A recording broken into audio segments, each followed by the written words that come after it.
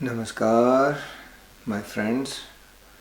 Um, Here I am just want to talk about meditation in our day-to-day life. Ayami just wanted me to share my insights um, with just my own experience. So here I'm trying to make a short video where I can just share a little bit of my understanding. Um, Whatever I'm going to share is has nothing to do with books. It is all about how I have got certain experience and brought some awareness and consciousness into my day-to-day life, and how it has brought joy and happiness, and how I have got disillusioned with a lot of ways of life. So I'm going to share my personal experience. The very first thing I would like everyone to inquire within, that consciousness is readily available. Consciousness is all the time. We are the ones. But the question is, how is it becoming possible that we are missing something which is right within us and readily available to all of us? Not to all of us, to every being, everything actually in the universe. But at least for human beings, we have certain opportunity to bring awareness in certain way that not other beings possibly can do that. So that's the bigger question, that what is it which is blocking it? So what I found in my day-to-day life, that basically our mental activity, the excess in our mental activity, which is constantly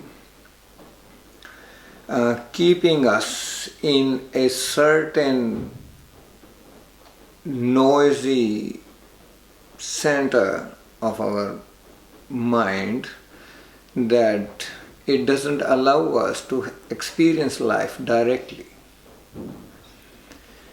And that is the very fundamental need to experience life directly when we are living in this physical form. So right here in this physical form, how much awareness, how much consciousness we put in whatever we are doing. So the important understanding is, our mental activity is constant chatter inside, which is interpreting everything. Most of the time we don't use our senses the way they are made to, the way they are meant to. So someone is looking at something and we think that we are looking. We think constantly. It is a thinking, not direct experience of that look. We touch something and we straight away our mind start interpreting that, yes, this is hand, this is my right hand, this is my left hand, and I am touching with it. It is all mental activity. It is constant thought, and And the experience what was there to have, we miss it. The experience, if we experience it really, if we experience it and direct, that is called direct cognition. And if we have it straight away, you cannot think, you cannot interpret, but your consciousness will be present. Your consciousness will experience it, but it doesn't mean that you have only mental understanding about it. You can feel, you can go deeper into deeper layers of experience, of realization. So most of the time, every meditation, yoga or meditation or any other way of techniques are available. But what happens is our mind blocks the real experience, and our mind just bluffs. It deceives us. It says, yes, I am doing it. It is happening, and I am doing it. I am experiencing it. But actual, that is not our experience. That is just the mental interpretation of an activity. So what I was talking about, this way of meditation, it is not like any other technique you find in books or somewhere, but it is my personal experience that to bring conscious awareness into right here in our physical body first, that is the first step. If that is the first step, if I am moving my hand and I bring the consciousness into it, that activity can help transcend our constant chatter. Even small activity, even if you can dance with the music and just be present with your body's movements, like very total full movements. We do yoga postures. Yoga postures are meant to exercised with very conscious awareness. And most of the time, all of us in the beginning experience that when we need balance, we need consciousness, we need our conscious presence in our body, then it starts balancing. Otherwise, if there is a lot of wandering thoughts and a lot of mental activity which is taking our conscious awareness into all the imaginary realms, creating that balance is very hard. Most of the time you cannot, but some people are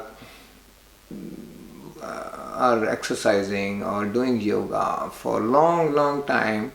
Sometimes it becomes so habitual that they can balance and still they can keep thinking about whole world, whatever they want. So this is a very critical thing to bring conscious awareness into the right here in physical form first. So I have noted down a couple of points to discuss. The very basic blockage is our excessive mental activity.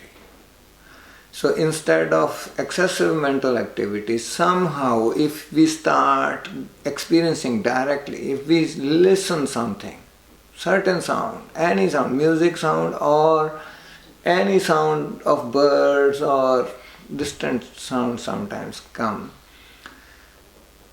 Are we listening or are we just interpreting everything in our brain? like you will experience it watching and listening to me also. When I'm talking, that sound has no meaning. My voice cannot create meaning. Your brains create meaning. So instead of listening and having a direct experience of that sound, our mind interprets and constant chatter, and it doesn't let us listen actually. Most of the time we are not listening. We are listening to anything else. We are listening to our own thought process. So that is the problem. That is the problem with human beings. That human beings have forgotten how to use their senses according to the principles of those senses. What laws are working behind those senses. So most of the time we think we listen, but we don't. We think we are looking at things, but we don't. We think we touch, we don't. We think we taste, but we don't. So for me, instead of going into very deeper, very techniques of yoga and tantra and all other things, why not to bring awareness right here in our day-to-day life? We all use our senses, but we have to bring that memory back of actual what is actual way of using senses. So if I start bringing awareness into anything, straight away, if I am looking at anything, I straight away do not project my thought on it.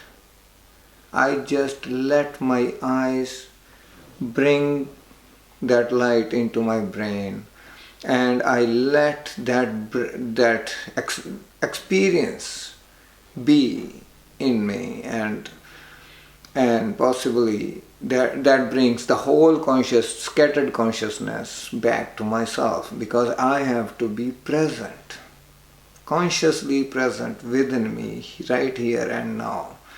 Only then that is possible. Otherwise, my thoughts, my mental activity can continuously bringing thoughts from here, thoughts from there, and whatever, something new, something which can bring liberation in our lives, that is also going to be another cage. So that is the issue with the human mind. So first point was excessive mental activity, and then our elusive beliefs about a lot of things, about our life, about meditation even, about spirituality, about religion, about our morals, our good and bad, and rights and wrongs. So that is a little big thing to discuss about here, but I won't go deeper into it. But that is another point, to put question mark on it and do some inquiry. And everyone has to do that inquiry for themselves. I have done for myself, and everyone has to do it for themselves. There are masters, there is guidance available, there is help available, but no one can do anything on behalf of the other. We can just share our experiences. Another thing, our programmed patterned mind. Our programmed patterned mind is right now, it is working. When you are going to listen to me, it is going to be there too. It will interpret according to its beliefs. It will interpret according to its own usual way of thinking, and that is very predictable program. It is just like a computer software, which if someone knows how to read that program, someone knows how to go deeper into the programming, straight away can predict that this is how this person is going to think, this is how this person is going to react, and this is how that person will act. Action, reaction, and that predictable thought patterns. So that is also something which continuously block us to understand, to look the other side, to look, get the fog off and look right from within and see the things clearly. Then there is another very important thing I have noted is facts. Life has very clearly factual information around us, right from the morning till night and 24 hours. All the time we have that factual information coming around us. But what happens is our programmed mind, our belief system constantly interferes into understanding of those facts.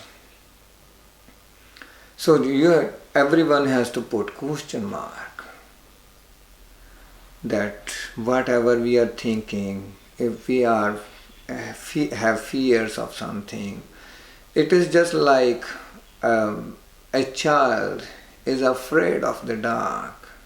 It does, even in his own house, maybe he doesn't want to go in a certain room. So what is actually is bringing fear?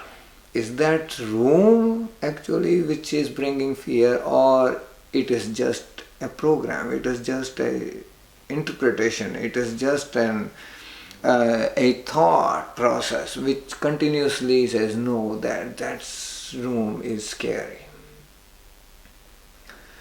And straight away, if that child is showing that fear to the parents, maybe if the parent is really grown up, evolved person, he will say, okay, let's have a look.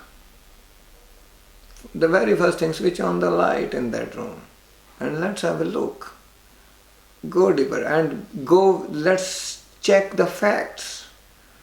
Not what you believe. Let's check the facts. So with the very important thing, the very first important thing, the physical dimension of this world and the dimension of our mind, that has clear facts. The cause and effect is constantly working around us. So all of us, we need to put question marks and start inquiring deeper into all those things. Just inquiry, honest, unbiased, unprejudiced inquiry is needed. Actually, that is where the mental clarity starts happening. Before that, we have a lot of mental activity, but we don't have mental clarity. The people who thinks they have very good thinkers doesn't mean that they have the mental clarity too. So thinking a lot and thinking clearly, getting the right factual information is more important than just keep thinking day and night, even the sleep full of all the dreams and thoughts. Instead of that, why not getting clarity? And then I note down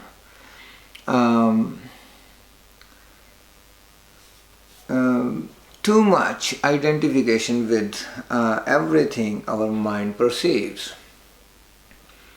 So mind and thought is constantly bombarded with more information and thoughts, and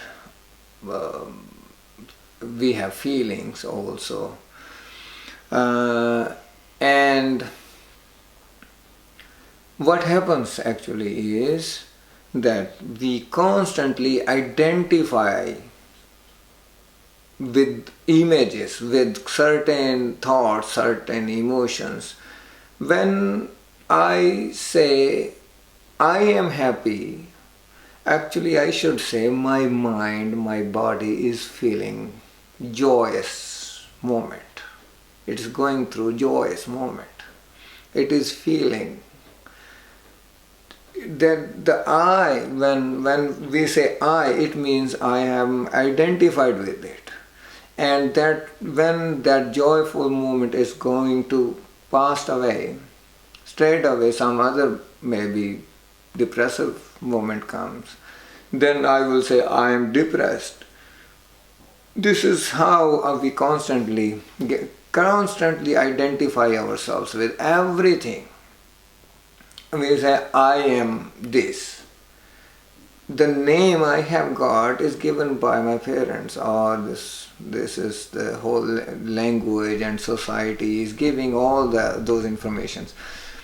Say I don't have the memory left, again I lose my memory, and said who will I be?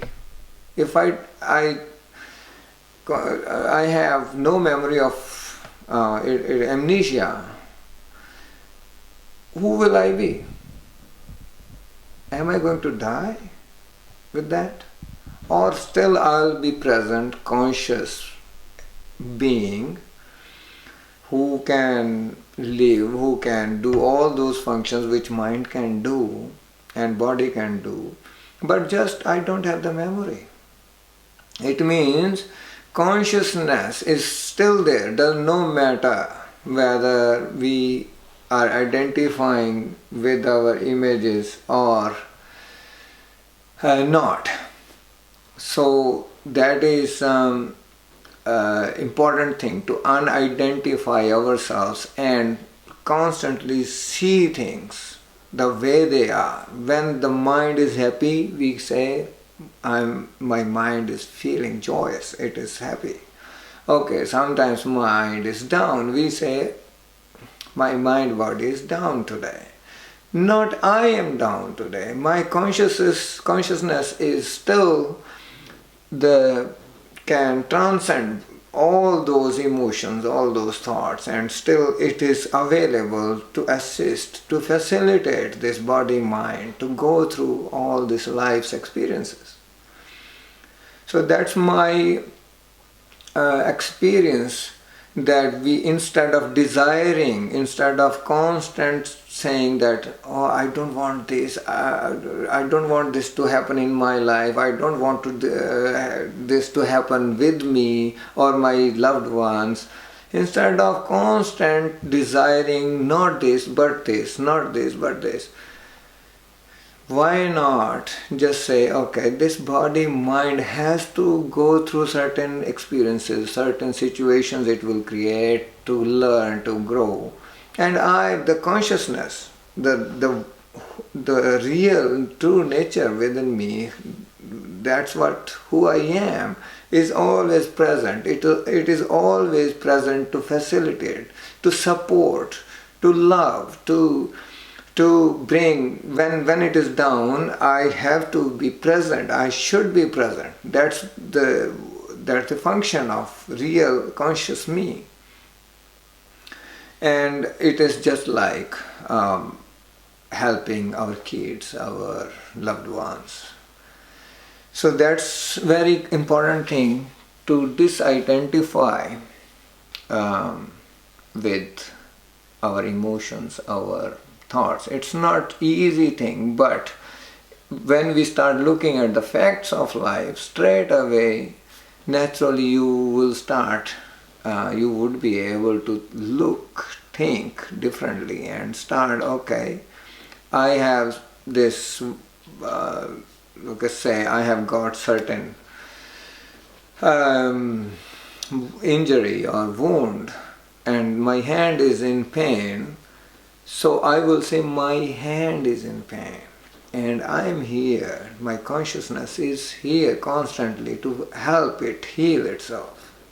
Same way we say with our minds, same way we say with our emotions, and we can deepen it to a level where we can consciously we can see ourselves and we can watch, we can witness the body and mind going through and functioning its day-to-day things. And another issue with us is that something which cannot be made object, we try to make it an object, like consciousness. Like my true nature cannot be an object of my understanding. My mind cannot understand my true nature because I am not an object.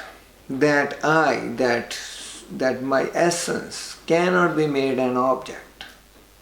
We can see things, we can look at others and try to understand the nature, like physics is all around us, and we try to understand the nature of the laws of nature.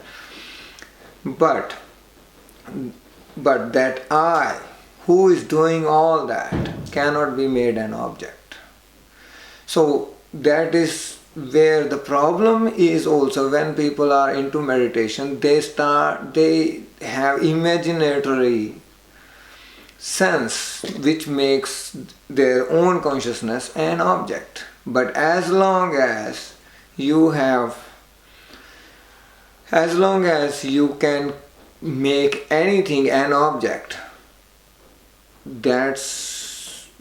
it means that is not who you are. That means that is not your essence is.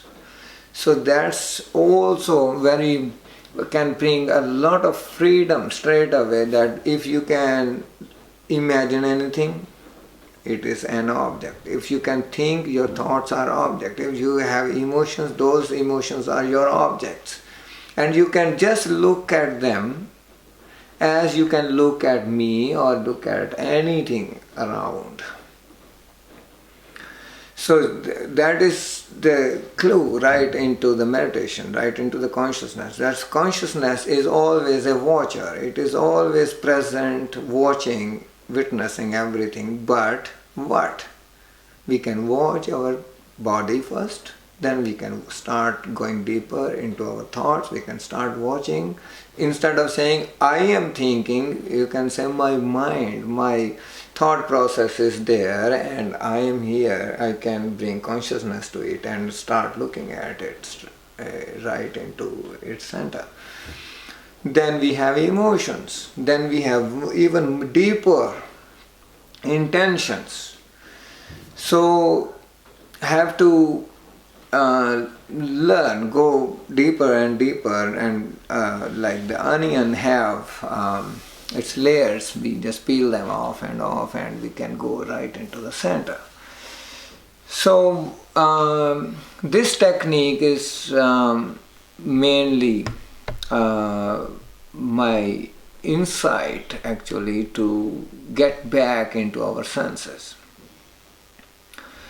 So probably it will help everyone, and Ayami would be happy for sharing all these insights with all of you, and it is very admirable that she is incorporating consciousness into just yoga is for consciousness, but she is incorporating really consciously bringing consciousness into whatever she is doing and helping all the community around us.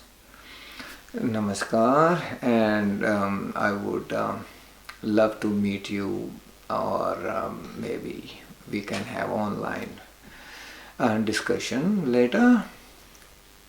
Namaskar. Till then.